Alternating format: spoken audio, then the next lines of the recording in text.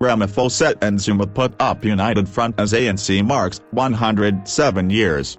The ANC spent the better part of its 107th year anniversary celebrations insisting that it was a united party and that there was no tension between its current president, Cyril Ramaphosa, and his predecessor, Jacob Zuma.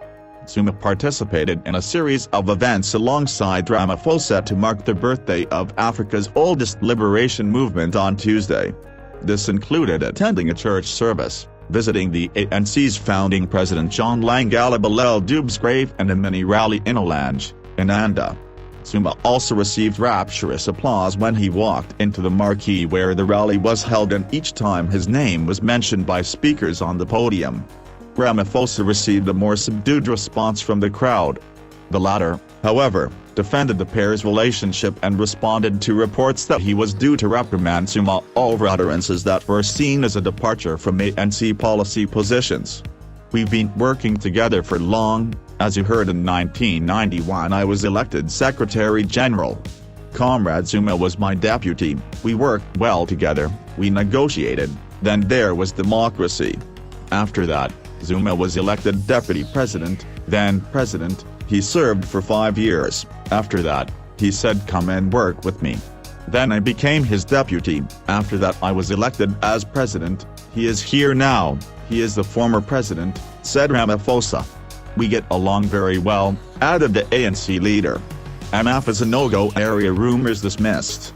He told crowds that he considered himself lucky that he could reach out to former presidents who were still alive for assistance, adding that he also had former ANC President Thabo Mbeki and Deputy ANC President Guillermo Montland to lean on. They have experience, knowledge, know the history of the organization. So when I tell you the truth, I am one of the luckiest presidents in the recent years of the ANC. ANC KwaZulu-Natal chairperson Cyril Ramaphosa lashed out at claims that the ANC's largest province was an no-go area for Ramaphosa. "It was us who called him and said, Mr. President, such is a rumor, come be with us in the campaign, and for the entire year last year Ramaphosa was here working with us," said Ramaphosa.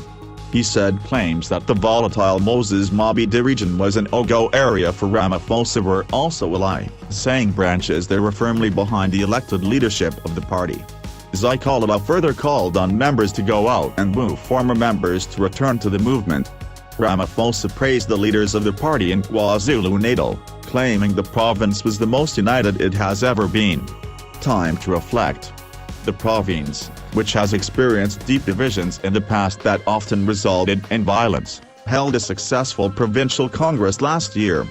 "We applaud you as you've also succeeded in uniting the leadership of the ANC, and I am delighted that today, we are also here working with our former president, showing a real case of unity that both of us are committed to.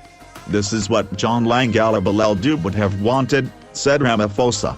Earlier Ramaphosa, who has spent a great part of his presidency walking or emulating the leadership style of late ANC President Nelson Mandela, reflected on visiting the gravesite of the ANC's founding president. He also told supporters that the National Executive Committee, which is the ANC's highest decision-making body, decided to reflect on the past 25 years that it has been in charge of the country. Ramaphosa said Mandela, fondly known by his clan name, Madiba, also visited Dube's grave after casting his ballot in the first democratic elections in 1994.